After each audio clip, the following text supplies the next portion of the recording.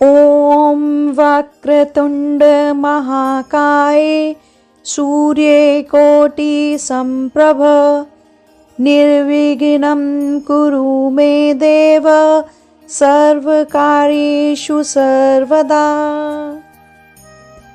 ओम गणपते नमः। श्रोताओं, आप सभी को सकट चौथ व्रत की हार्दिक शुभकामनाएं। भगवान गणपति जी की कृपा आप सभी पर सदा सर्वदा बनी रहे। आप सभी खुश रहें, आप सभी स्वस्थ रहें। इसी मंगल कामना के साथ आज की वीडियो हम आरंभ करते हैं। संतानों को सभी कष्टों से मुक्ति दिलाने वाली संकटी गणेश चतुर्थी का व्रत माघ कृष्ण पक्ष चतुर्थी को मनाया जाता है। इसे संकटी चतुर्थी, तिलकुटा चौथ या माघी चौथ भी कहते हैं। चतुर्थी तिथि के देवता के रूप में सुखकर्ता श्री गणेश सर्वत्र पूजे जाते हैं। संतानों को सभी कष्टों से मुक्ति दिलाने वाली संकटी गणेश चतुर्थी का व्रत माघ कृष्ण पक्ष चतुर्थी को मनाया जाता है।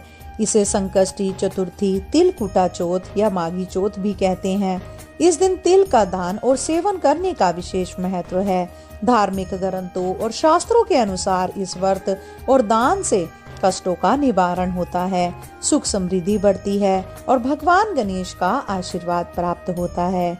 तिल चौथ के दिन तिल से बने व्यंजन भगवान गणेश को अर्पित किए जाते हैं और बाद में इनका दान किया जाता है।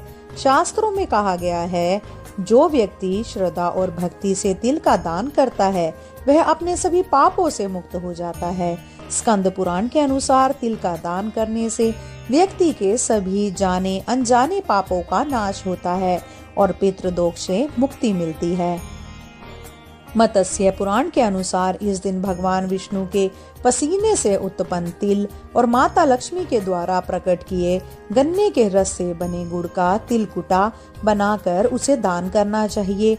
व्रत करने वालों के लिए यदि संभव हो तो 10 महादान, जिनमें अन्नदान, नमक का दान, गुड़ का दान, स्वर्ण दान, तिल का दान, वस्त्र का दान, गोघी का दान, रत्नों का दान, चांदी का दान और 10वां शक्कर का दान करें। ऐसा करके प्राणी दुख, दरिद्र, कर्ज, रोग और अपमान के विष से मुक्ति पा सकता है। इस दिन गाय और हाथी को गुड़ खिलाने से अकाल मृत्यु का भय नहीं रहता। आइए श्रोताओं, अब रसपान करते हैं गणेश चतुर्थी के व्रत कथा का। पुराणों के अनुसार एक बार शिव जी ने कार्तिकेय और गणेश जी से पूछा कि तुम में से कौन देवताओं के कष्टों का निवारण कर सकता है। तब कार्तिकेय और गणेश जी दोनों ने ही स्वयं को इस कार्य के लिए सक्षम बताया। इस पर भगवान शिव ने कहा कि तुम दोनों में से जो भी सबसे पहले पृथ्वी की परिक्रमा करके आएगा वही देवताओं की मदद करने जाएगा। ये वचन सुनते ही कार्तिकेय अपने वाहन मोर पर बैठकर पृथ्वी की परिक्रमा के लिए निकल गए, परंतु गणेश जी विचार मग्न हो गए कि वह चूहे के ऊपर चढ़कर सारी पृथ्वी की परिक्रमा करेंगे तो इस कार्य में उन्हें बहुत समय लग जाएगा। तभी उन्हें एक उपाय सूझा। वे अपने स्थान से उठे और अपने माता पिता की 7 परिक्रमा करके वापस बैठ गए। परिक्रमा करके लौटने पर कार्तिकेय ने स्वयं को विजय बताया और शिवजी जी ने गणेश जी से पृथ्वी की परिक्रमा ना करने का कारण पूछा। तब गणेश जी ने कहा, माता पिता के चरणों में ही समस्त लोक हैं। यह सुनकर भगवान शिव ने गणेश जी को देवताओं के संकट दूर करने की सलाह दी और गणेश जी को आशीर्वाद दिया कि चतुर्थी के दिन जो तुम्हारा श्रद्धा पूर्वक पूजन करेगा और रात्रि में चंद्रमा को अर्घ देगा, उसके तीनों ताप यानी देहिक ताप, दैविक ताप और भौतिक ताप दूर हो जाएंगे। बोलिए श्री गणेश जी की जय। इस प्रकार से श्रोताओं, प्रभु गणपति जी विघ्नहर्ता हैं। ऐसा माना जाता है कि संकटी चतुर्थी वाले दिन उनकी श्रद्धा भाव से पूजा करने से, उनकी यह कथा सुनने से सभी कष्टों से मुक्ति मिलती है। माघ कृष्ण पक्ष की चतुर्थी तिथि को रखा जाने वाला सकट चौथ व्रत महिलाओं के लिए बेहद खास होता है, क्योंकि यह व्रत माताएं अपने संतान की लंबी आयु और सुखी जीवन की कामना से रखती हैं। सकट चौथ पूजन के लिए पहला मुहूर्त सुबह 5:27 से 6:21 तक रहेगा और दूसरा मुहूर्त सुबह 8:34 से 9:53 तक रहेगा। तीसरा मुहूर्त सुबह 9:53 से 11:12 तक रहने वाला है और चौथा मुहूर्त शाम को 6 से 7 के बीच में रहने वाला है। श्रोताओं, आइए अब जान लेते हैं सकट चौथ पूजा विधि। सकट चौथ व्रत के दिन सुबह सूर्योदय से पहले उठ जाएं, फिर स्नान कर स्वच्छ वस्त्र धारण करें। इसके बाद व्रत का संकल्प लें। इसके पश्चात गणेश जी की पूजा करें। ध्यान रहे कि पूजा के समय आपका मुख पूर्व या उत्तर दिशा की तरफ होना चाहिए। पूजा में तिल, तांबे के लोटे में पानी, गुड़, फूल, चंदन, भोग, प्रसाद, केला, नारियल इत्यादि चीजें जरूर शामिल करें। इस बात का ध्यान रखें कि आपको तुलसी के पत्तों का इस्तेमाल इस पूजा में नहीं करना है। सकट चौथ पूजा में दुर्गा माता की प्रतिमा भी जरूर रखें। उन्हें फूल और भोग अर्पित करें। मंदिर में घी का दीपक जलाएं और इसके बाद इस मंत्र का सच्चे मन से जाप करें। गजाननम भूत गणादि सेवितम कपिथ जम्बू फल चारु भषणम उमासुतम शोक विनाश कारकम नमामि विघ्नेश्वर पाद पंकजम। फिर शाम में चांद के निकलने से पहले फिर से गणेश जी की पूजा करें। साथ ही इस दौरान सकट चौथ की कथा भी जरूर सुनें। इसके पश्चात गणेश जी की आरती करें। आरती के बाद भगवान को तिल के लड्डू, बूंदी के लड्डू, गन्ना, शकरकंद और घी प्रसाद रूप में जरूर अर्पित करें। गणेश मंत्र का जाप करते हुए उन्हें 21 दूर्बा भी जरूर अर्पित करें। रात में चंद्रदेव की विधि विधान पूजा करें। चांद को अर्घ देकर धूप दीप दिखाएं, फिर उन्हें प्रसाद अर्पित करें। इस दिन गणपति बप्पा और चंद्रदेव से संतान की लंबी आयु की कामना जरूर करें। चांद की पूजा के बाद नियम के अनुसार दूध और शकरकंदी खाकर अपना व्रत आप खोलें। श्रोताओं, आइए अब जान लेते हैं सकट चौथ व्रत कथा। सकट चौथ की व्रत कथा के अनुसार एक समय की बात है, एक नगर में एक कुम्हार रहता था।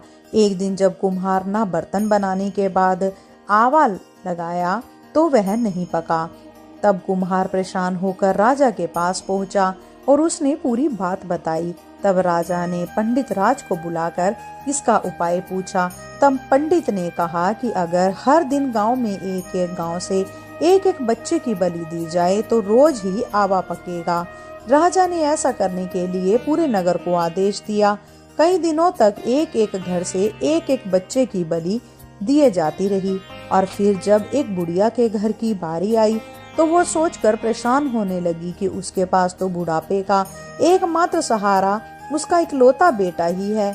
अगर ये बलि चढ़ जाएगा तो उसका क्या होगा। तब उसने सकट की सुपारी और धूप देकर बेटा से बोला, जा बेटा, सकट माता तुम्हारी रक्षा करेगी, और खुद सकट माता का ध्यान करने लगी। अगली सुबह कुम्हार ने देखा कि आवा भी पक गया और बालक को भी कुछ नहीं हुआ। फिर सकट माता की कृपा से नगर के वो बालक भी जीवित हो गए जिनकी बलि पहले दी जा चुकी थी। कहते हैं उसी दिन से सकट चौथ के व्रत का महत्व कई गुना बढ़ गया और इस दिन माताएं अपने संतान की रक्षा के लिए व्रत पूजन करने लगी। बोलिए श्री गणपति महाराज की जय। श्रोताओं, सकट चौथ के व्रत में पानी नहीं पिया जाता है। हालांकि गर्भवती महिलाएं स्वास्थ्य का ध्यान में रखते हुए पानी पी सकती हैं।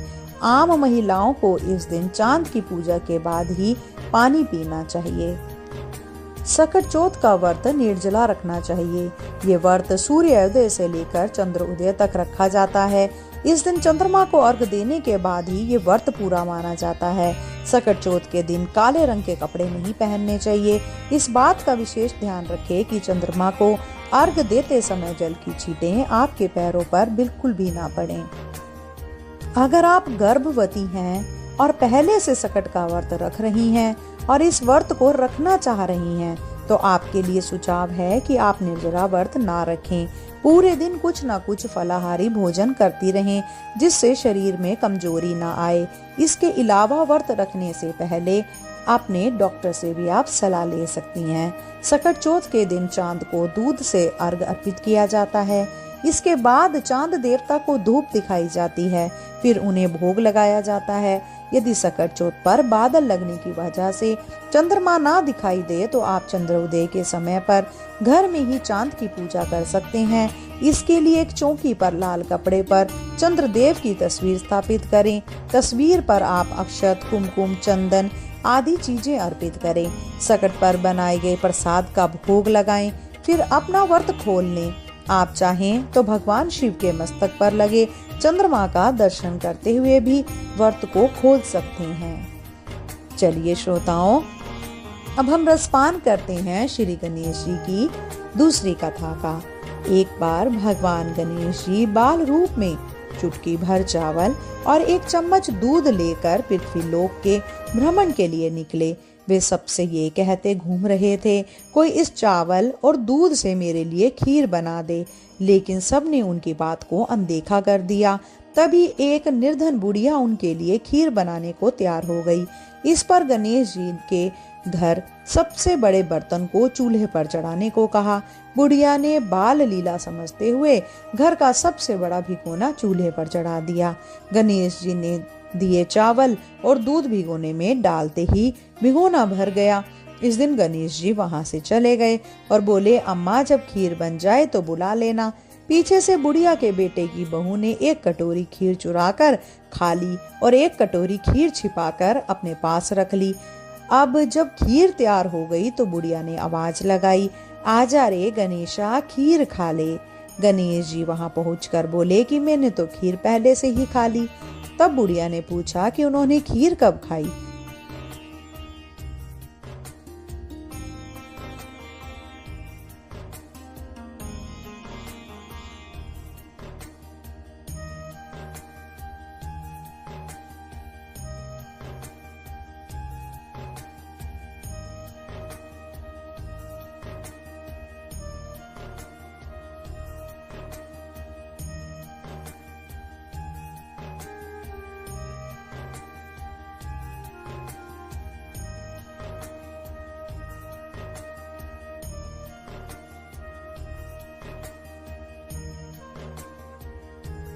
तब गणेश जी बोले कि जब आपकी बहू ने खीर खाई तभी मेरा पेट भर गया। बुढ़िया ने इस घटना को सुनने के बाद उनसे माफी मांगी। इसके बाद जब बुढ़िया ने बाकी बची खीर के बारे में पूछा तो गणेश जी ने उसे नगर में बांटने को कहा और जो बचे उसे अपने घर की जमीन में गड्ढा करके दबा दे। अगले दिन जब बुढ़िया उठी तो उसकी झोपड़ी महल में बदल गई और खीर के बर्तन सोने के आभूषण से भरे थे। गणेश जी की कृपा से बुढ़िया का घर धन दौलत से भर गया। बोलिए श्री गणेश भगवान की जय। सकट चौथ के दिन व्रत रखने से बुध ग्रह मजबूत होता है।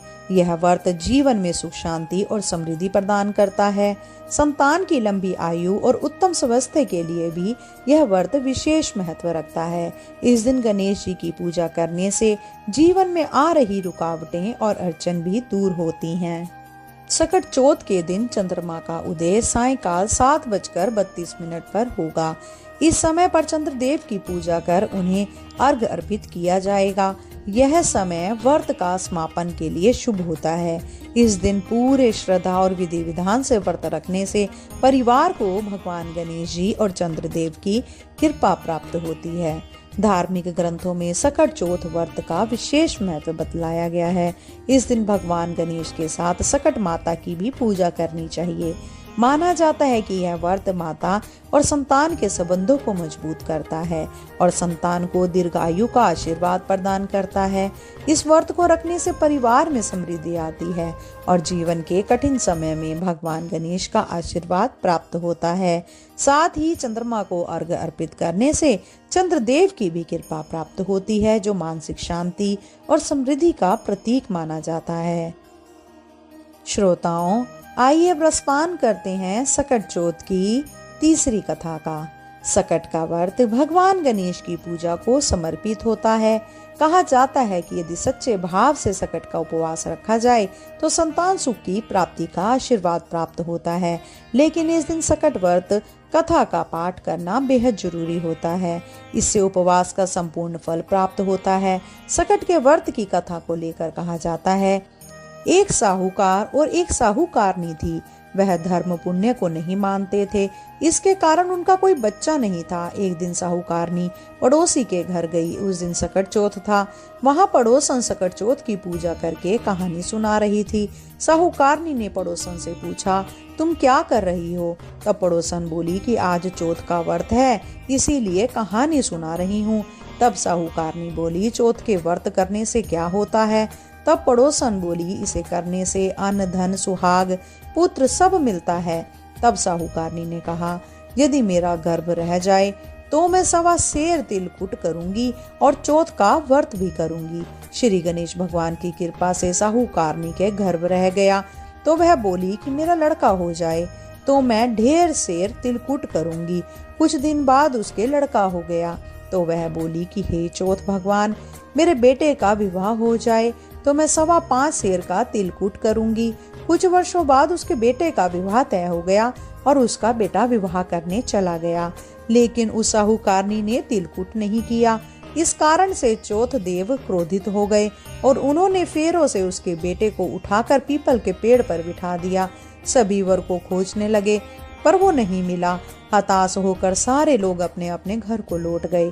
इधर जिस लड़की से साहूकारनी के लड़के का विवाह होने वाला था, वह अपनी सहेलियों के साथ गणगौर पूजने के लिए जंगल में दूब लेने गई। तभी रास्ते में पीपल के पेड़ से आवाज आई, ओ मेरी अर्ध ब्याही। यह बात सुनकर जब लड़की घर आई, उसके बाद वह धीरे धीरे सूख कर काटा होने लगी। एक दिन लड़की की माँ ने कहा, मैं तुम्हें अच्छा खिलाती हूँ, अच्छा पहनाती हूँ, फिर भी तू सूखती जा रही है, ऐसा क्यों?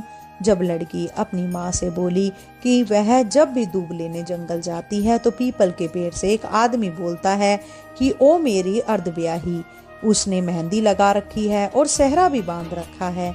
तब उसकी माँ ने पीपल के पेड़ के पास जाकर देखा तो वह उसका जमाई ही है। तब उसकी माँ ने जमाई से कहा, यहाँ क्यों बैठे हो? मेरी बेटी तो अर्धब्याही कर दी और अब क्या लोगे? साहूकारनी का बेटा बोला, मेरी माँ ने चौथ का तिलकुट बोला था लेकिन नहीं किया, इसीलिए चौथ माता ने नाराज होकर यहाँ बिठा दिया। यह सुनकर उस लड़की की माँ साहूकारनी के घर गई और उससे पूछा कि तुमने सकट चौथ का कुछ बोला है क्या? तब साहूकारनी बोली, तिलकुट बोला था। उसके बाद साहूकारनी बोली, मेरा बेटा घर आ जाए तो 2.5 मन का तिलकुट करूंगी। इससे श्री गणेश भगवान प्रसन्न हो गए और उसके बेटे को फेरों में लाकर बिठा दिया। बेटा का विवाह धूमधाम से हुआ।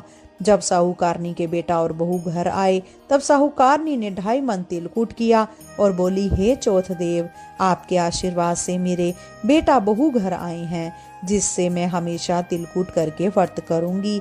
इसके बाद सारे नगरवासियों ने तिलकुट के साथ सकट व्रत करना प्रारंभ कर दिया। हे चौथ माता, जिस तरह साहूकारनी को बहू बेटे से मिलवाया वैसे ही हम सबको मिलवाना। इस कथा को कहने सुनने वाले का भला करना। आइए श्रोताओं, अब रसपान करते हैं श्री गणेश जी की अन्य कथा का। एक शहर में देवरानी जेठानी रहती थी। जेठानी अमीर थी और देवरानी गरीब थी। देवरानी गणेश जी की भक्त थी। देवरानी का पति जंगल में लकड़ी काट कर बेचता था और अक्सर बीमार रहता था। देवरानी जेठानी के घर का सारा काम करती और बदले में जेठानी बचा हुआ खाना, पुराने कपड़े आदि उसको दे देती थी। इसी से देवरानी का परिवार चल रहा था। माघ महीने में देवरानी ने तिल चौथ का व्रत किया। 5 आने का तिल और गुड़ लाकर तिलकुटा बनाया। पूजा करके तिल चौथ की माता तिल चौथ की कहानी सुनी और तिलकुटा छीके में रख दिया और सोचा कि चांद उगने पर पहले तिलकुटा और उसके बाद ही कुछ खाएगी। कथा सुनकर वह जेठानी के यहाँ चली गई।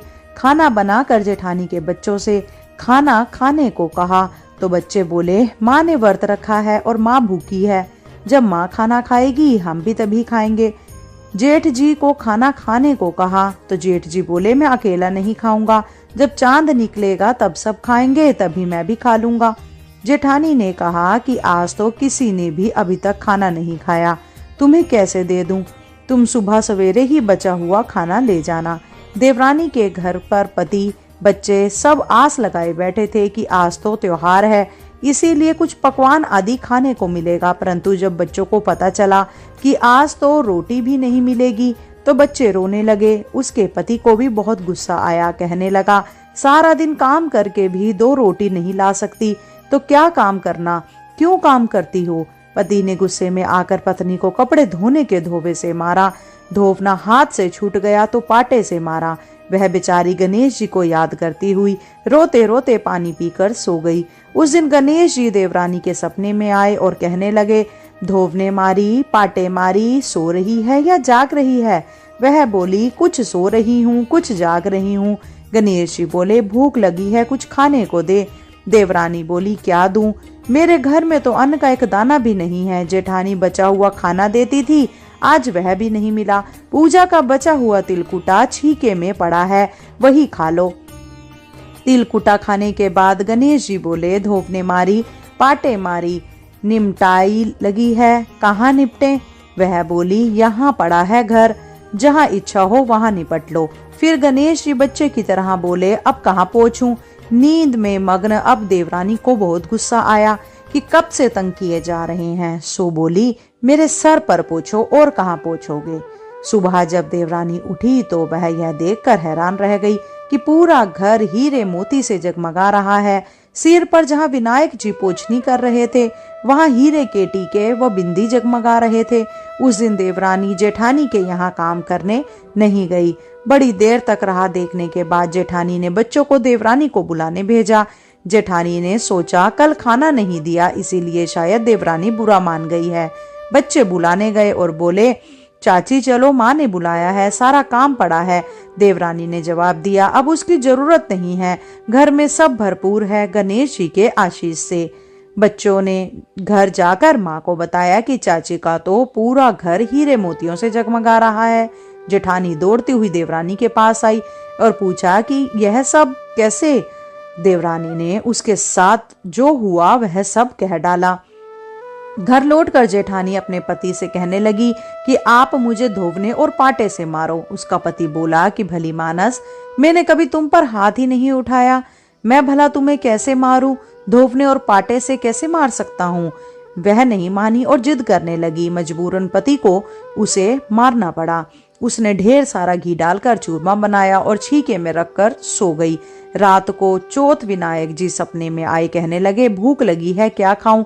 जेठानी ने कहा, हे गणेश जी महाराज, मेरी देवरानी के यहाँ तो आपने सूखा तिलकुटा खाया था, मैंने तो झरकते घी का चूरमा बनाकर आपके लिए छीके में रखा है, फल और मेवे भी रखे हैं, जो चाहे खा लीजिए। बाल स्वरूप गणेश जी बोले, अब निपटने कहाँ जाऊं।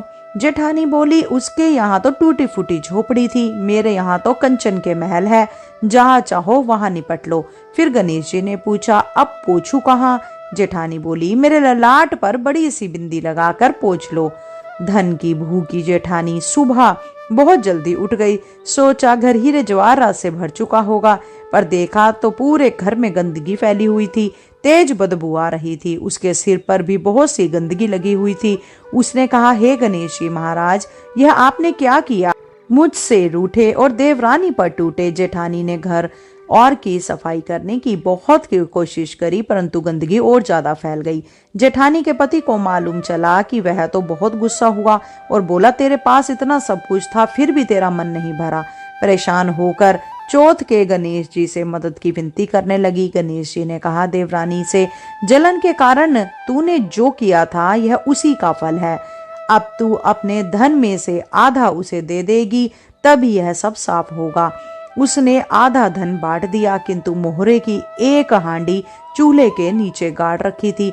उसने सोचा किसी को पता नहीं चलेगा और उसने उस धन को नहीं बांटा। उसने कहा, हे गणेश जी, अब तो अपना यह बिखराव समेटो। वे बोले, पहले चूल्हे के नीचे गड़ी हुई मोहरों की हांडी सहित ताक में रखी 2 सुई के भी 2 हिस्से कर इस तरह से गजानन के बाल स्वरूप में आकर सुई जैसी छोटी चीज का भी बंटवारा किया और अपनी माया समेटी।